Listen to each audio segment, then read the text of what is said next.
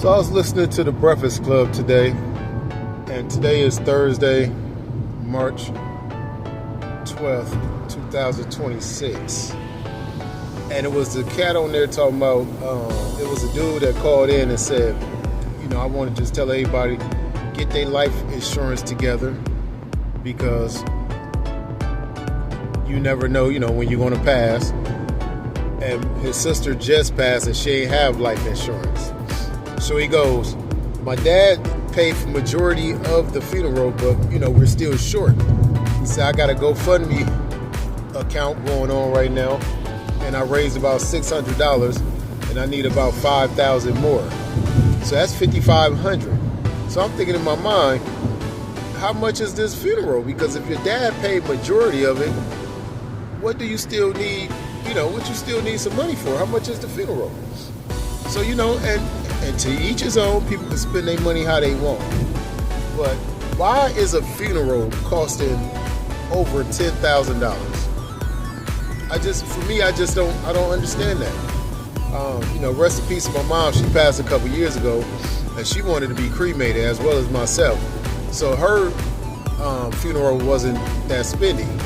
I think it was about $4,000, and if you did not have the money, the county was willing to help with $2,000 of that. So altogether, like I said, I think it was about $4,000 at the very most. And it teaches on. Once again, you can spend your money how you want, but I just don't get that. I don't get the over $10,000 funerals. I know burial is more because of the casket and the ground, the tombstone. You know what I mean? So I understand that. But them people ain't here no more. And if you do got the bread to want to see your people go out nice and all that good old stuff, give that money to the kids. You know what I'm saying? Like, set the kids up, either a trust fund or something. It's other ways to spend that money more productive. Let's say you got $20,000 to spend.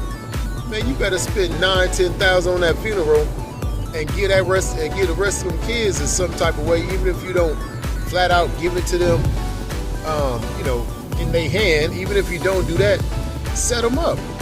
You know what I mean? I think, and what's crazy? It's the people that don't got money. It's the poor people. It's the people with the least money that want to spend the most money. You know what I mean? You got people that would, when they have kids, when it comes to birthday parties, when it comes to Christmas and all that good shit, they'll spend all kinds of money. But by the time that kid get 18, they won't have $50,000 to send them to college. You know what I mean?